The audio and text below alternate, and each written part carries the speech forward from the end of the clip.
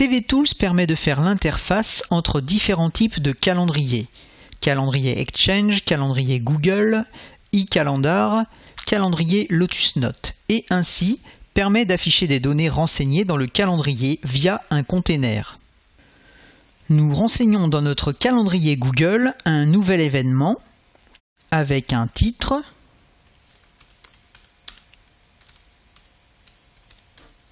nous choisissons un horaire de début, un horaire de fin, un lieu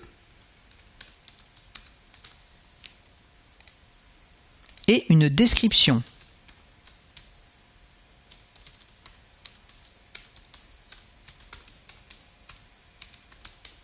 Nous sauvegardons et retrouvons ainsi notre événement dans notre calendrier Google.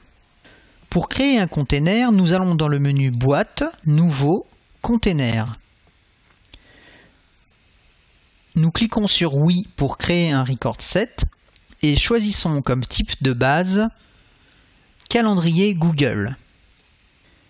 Nous cliquons ensuite sur Choisir,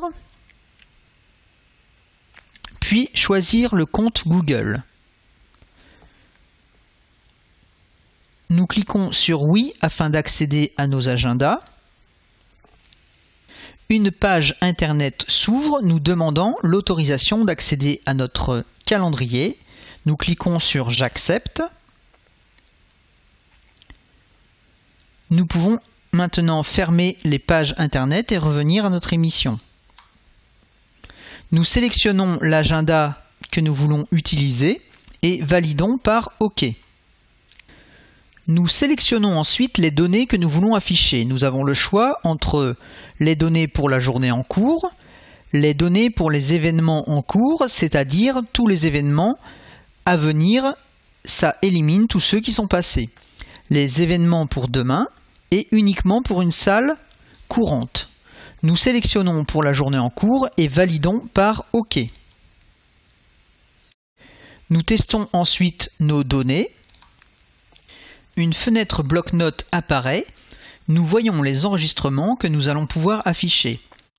Le name, la description, la room name, le start time, end time, les participants. Nous fermons la fenêtre bloc-notes et validons par OK. La fenêtre paramètres container permet de choisir le type d'affichage des différents enregistrements de notre base selon 6 types d'organisation: en hauteur, en scrolling, en largeur, en rolling et sous forme de tableau. Pour notre exemple, nous choisissons hauteur et validons par OK. Nous choisissons la taille verticale des éléments, nous indiquons par exemple 500 pixels.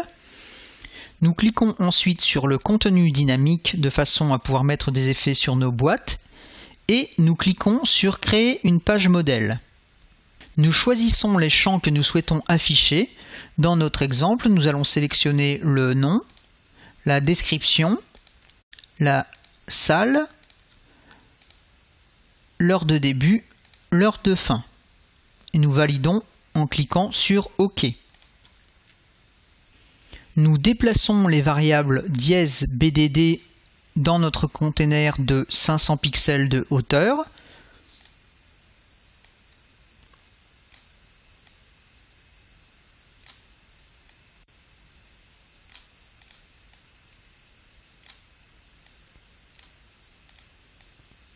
Et pouvons également modifier, par exemple, la police